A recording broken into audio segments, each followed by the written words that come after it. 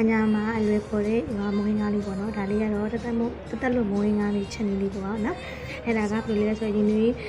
တင်ထားမယ်ရင်းနှီးဟဲ့ကိုချင်းချက်ကူထောင်းထားတာလေးထည့်မယ်ပေါ့နော်ပြီးရင်အရသာအတွက်စားဟင်းမျိုးလေးထည့်ပါမယ်ရှင်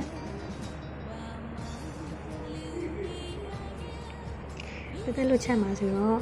ငန်းပြားကြီးမထဲတော့ဘူးပေါ့နော်ပုံမှန်ဆိုရင်တော့ဒီဟာလေးကိုတော့အိမ်မှာချက်စားမယ်ဆိုရင်တော့ပစုံချောင်းတော့မဟုတ်စက်သားလေးနဲ့ပေါ့နော်ချက်တယ်ပေါ့နော်စက်သားလေးနဲ့ချက်တယ်ဆိုရင်လည်းအရသာတဲ့ပူပြီးချိုလို့စားလို့ကောင်းတယ်ဆိုကြောင်လေးနဲ့ချက်မယ်ဆိုရင်လည်းချိုပြီးတော့အရသာလေးကစားလို့ကောင်းပါတယ်ရှင်အခုကတော့တက်လို့မလို့ငန်းပြားကြီးလည်းမထဲဘူး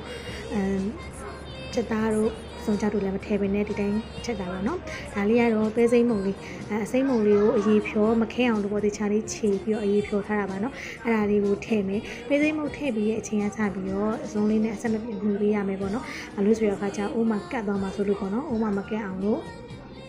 အဲစိမ့်ကိုထည့်ပြီးရဲ့အချိန်ကစပြီးတော့အိုးလေးကိုဇုံလေးနဲ့အပြတ်မှုပေးမယ်ပေါ့เนาะဒါကကြရင်မီးလေးကနေတော့လေးနဲ့စမပြတ်မှုပေးတဲ့ခါကျရင်ဟင်းလေးကမပြတ်မကျဲလေးပေါ့เนาะကိုကမပြတ်မကျဲလေးကြရင်မကျဲအနေတော့လေးပေါ့เนาะကိုကပြပြလေးကျက်တယ်ဆိုရင်တော့ပြကလေးကိုလိုတဲ့အနေထားလေးရလို့ဆိုရင်တော့ဒီကျွန်တော်တို့အညာခေါ်တဲ့အညာမှာလွယ်ခေါ်တဲ့မွေးငါးလေးရပါပြီဒါကတော့အပြည့်ကျဲကိုကျက်တဲ့ကိုစိတ်ကျက်အနေတော့ရပြီဆိုရင်တော့ဟိုလေးပိတ်ပြီးတော့သုံးဆောင်လို့ရပါပြီရှင်